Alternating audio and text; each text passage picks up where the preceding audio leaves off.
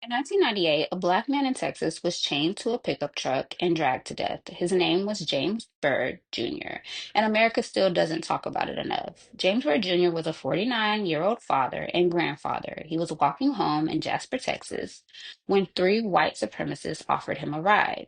But instead of taking him home, they beat him unconscious, chained him by the ankles to a truck, and dragged his body for over 3 miles until it was dismembered. This didn't happen in the 1800s. It happened in 1998.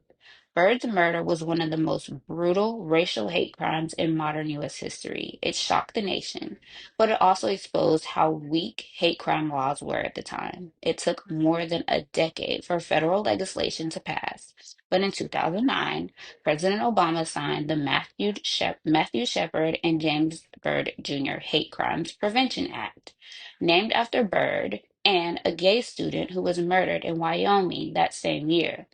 This law finally gave the federal government power to investigate and prosecute hate crimes based on race, religion, gender, sexual orientation, or disability. Because James Byrd Jr. wasn't just killed by three white supremacists, he was killed by a system that didn't treat hate as a federal crime, and that system still exists. We still see racist violence, still see the criminal legal system struggle or refuse to call it what it is. Bird's murder isn't history, it's a mirror, and if we don't keep telling the truth, that mirror never breaks. Say his name, share the story, know the law that came from his death. Follow for more history they tried to bury.